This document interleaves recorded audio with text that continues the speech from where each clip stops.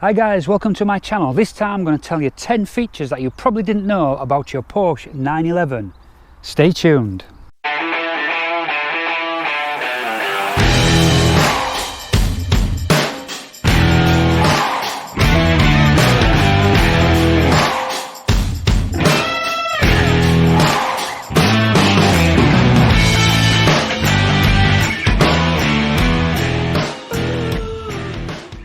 For more videos like this, don't forget to subscribe and hit that notification button, and if you do like it, then give me that big thumbs up, and please follow my channel on Instagram, which is Fun to Drive Cars. I'll give a link down below.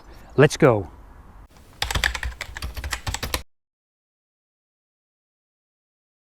Your 911 does come with manual folding mirrors. To do this, take hold of the mirror and pull it in towards the car. You'll notice this yellow tab here. Pull this tab outwards and release the mirror slowly. It will then hold the mirror in a closed position.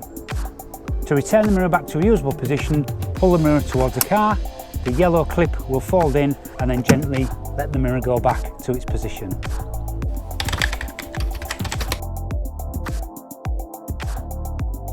If you don't use your cars for 7 days or more, what you'll find is remote control will no longer work. This has been disabled by the car to preserve battery life. To re-enable this feature, what Porsche tell you to do is take the key to the car and put it in the lock and unlock the car with the key. You should then be able to use the remote control to do the locking and unlocking. An easy way that I've found is you don't need to put the key in there at all. All you need to do is come to the door, pull the handle, lift it up like that. It will then re-enable the remote control again, and you'll be able to use it to unlock the car.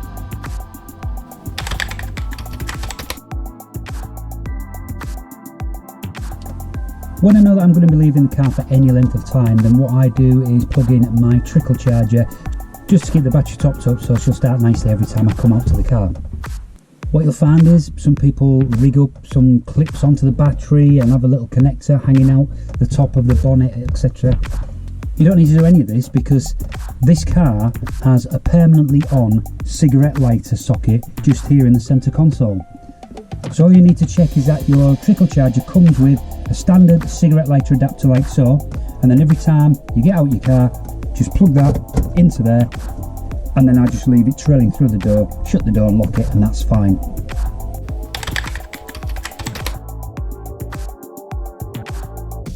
If you ever find you need to jack your vehicle up, you will need a low profile jack like so, so it will go underneath the sill, and also you should really get one of these, which is a hockey puck.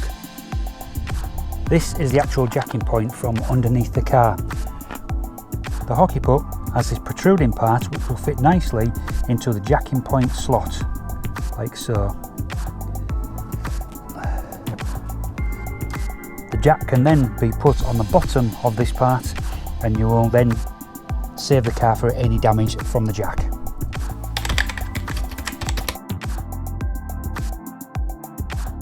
You may have noticed that your light switch has a home position. What does this do? So the switch sets in the home position when you arrive back home and you turn off the engine. What will happen is the fog lights will light up just to guide you out of your garage or towards your door.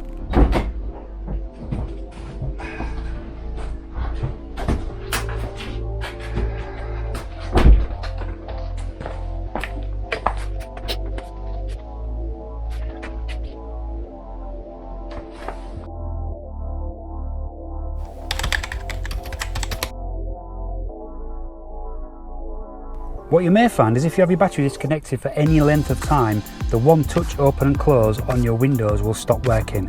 To re-enable this, firstly insert the key ignition and turn it on. Then press and hold the rocker button in the down position until the window goes all the way down, like so.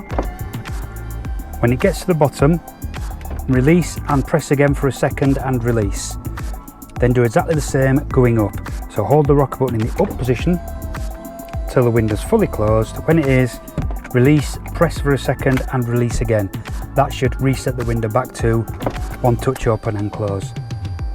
You'll probably have to do the same on the passenger window side as well. I did try this on the back windows, but unfortunately the back windows don't have the one touch operation.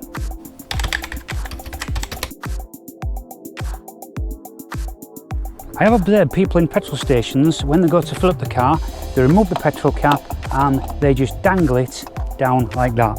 This is actually putting petrol onto your tyre and actually causing the cap to bang against your body and could cause damage. No need to do that. Porsche supply you a nice little hook here. So all you need to do is put that over there and it keeps it well away from the bodywork.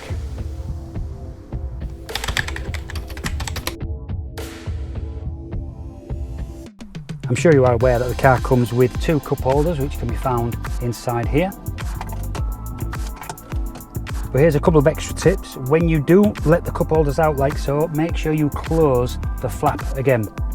This not only looks nice, but it also stops the cup holders from bouncing in and out if you go around a fast corner. Also, if you use a bigger cup and try and get it in, it will not fit inside the cup holder.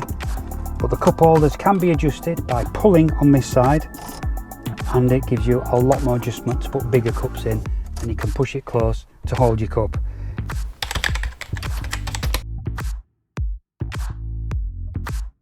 If you come up to your car and find the battery is totally dead, then obviously you can open the doors with the key. That's not a problem. But the problem is that you're not going to be able to open the front trunk to get in to where the battery is to put it back on charge. Porsche have given you a solution for this. Inside, just in the footwell here, you'll find the fuse panel. So open the cover and you can see inside. You will find this big red one here. If you pull this one out, you'll find it's got metal on either side, and you can actually connect a jump pack or another battery with a clamp onto this piece here. What you should then do is connect the other side of the battery to somewhere like the door hinge. You then have power enough to allow you to operate the front trunk button, which will then open the trunk. Please note that this will not enable you to start the car.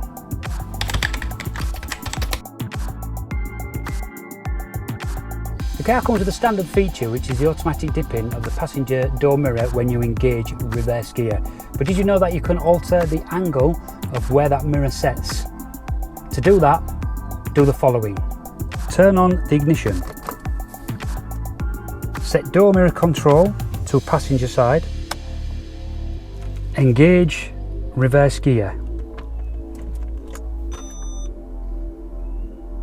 The mirror will then move to its dipped position as follows.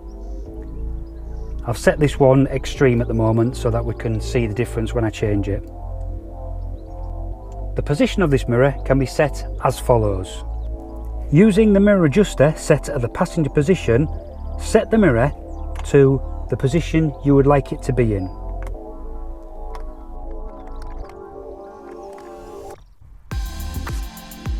Once that has been done, you then need to store this in the memory position as follows. Press and hold the M button, then press one of the memory buttons to store the mirror position into that button. So now when I enter the car and put the car into reverse gear, the mirror will now move to the new position. So there we go. I hope I've shown you at least one thing about your Porsche 911 that you didn't know. If you did enjoy this video, then please subscribe and don't forget to turn on those notifications, and if you really like this one, then give me the thumbs up. And don't forget to follow me on Instagram, Fun to Drive Cars. Till the next time, take care.